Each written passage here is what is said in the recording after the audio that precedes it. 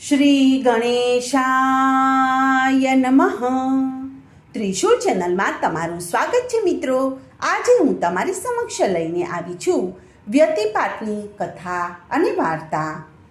એક વખત ચંદ્રમાએ પોતાના ગુરુની પત્ની તારાનું હરણ કર્યું. તે વખત સૂર્યનારાયણે તેને ઠપકો આપ્યો. તેથી બંને વચ્ચે ક્રોધની જ્વાળાઓ ભભૂકી ઉઠી. બંનેના ક્રોધનો ઘર્ષણ થવાથી તેમાંથી એક પ્રચંડ આકૃતિ પ્રગટ થઈ. આ મહાકાય પુરુષ આકૃતિના અગ્નિના ગોળા જેવા ડોળા હતા. પીળા અને વૃક્ષ મૂછ હતા. ધમણ જેવા નસકોરા હતા અને 8 આંખ હતી. 18 હાથ હતા અને આખા જગતને ગળી જાય એવડું મોટું પહોળું મુખ હતું. આ ભયંકર આકૃતિવાળો વ્યતિપાત બોલ્યો કે મને ભૂખ લાગી છે. મારામાં ભયાનક ક્રોધનો સંચાર થઈ રહ્યો છે. મારા માટે ભક્ષ્યની ગોઠવણી કરો, નહીં તો હું આખા જગતને ગળી જઈશ. વ્યતિપાતનો ભયાનક ગર્જના સાંભળી અને સૂર્ય અને ચંદ્ર ગભરાઈ ગયા. બંને દેવો વિચાર કરીને બોલ્યા કે શાંત થા વ્યતિપાત, અમે તારા ભક્ષ્યની વ્યવસ્થા કરી રાખી છે. જગતના લોકો તારું વ્રત કરીને પુણ્યદાન કરે તેના પાપને તું ખાઈ જજે. એ તારો ભક્ષ્ય, અને જે પાપી હોય તેને પીડા આપી અને શિક્ષા કરજે, જેથી તારા ક્રોધની શાંતિ થશે. આજથી તું યોગોનો રાજા ગણાઈશ અને તારું વ્રત કરનાર સુખ સંપત્તિ અને સંતતિ પામશે. યમરાજાનો પાશ પણ તેને નહીં બાંધી શકે.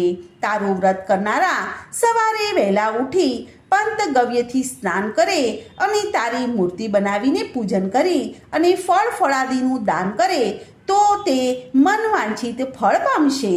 આ વ્યતિપાતનું વ્રત પૂર્વે હર્યશ્વ નામના રાજાએ કર્યું હતું. રાજા એકવાર શિકારે નીકળ્યો. જંગલમાં તેણે એક ભૂંડ જોયું. ભૂંડના 4 પગ અડધા બળી ગયેલા અને મોઢું પણ બળીને અડધું કાળું થઈ ગયેલું હતું. બિચારું ભૂંડ આખે શરીરે બળતરા થતી હતી અને ભૂખથી પણ ચીસો પાડતું હતું. આ ભૂંડને જોઈને હર્યશ્વ રાજાને દયા આવી. રાજાએ ભૂંડને પૂછ્યું કે હે અભાગી જીવ, તે એવા તે શા પાપ કર્યા છે કે તું અધમ યોનિમાં જન્મ્યો છે અને તે પણ આવી અડધી પડેલી હાલતમાં પીડાઈ રહ્યો છે?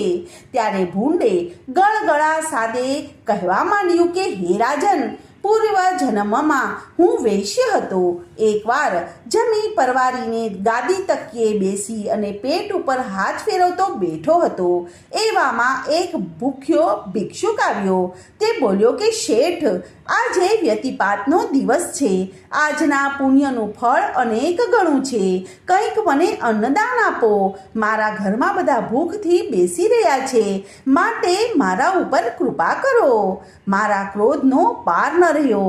હું તો લાકડી લઈને ઊભો થયો અને કહ્યું કે ઝાઝા વ્યતિપાતવાળા, નીકળ અહીંથી. તો પણ તે ભિક્ષુક હઠ લઈને બેઠો હતો. ક્રોધાવેશમાં મેં ભિક્ષુકને 2-4 દંડા ઝાપટી દઈ અને અધમુવો કરી મૂક્યો.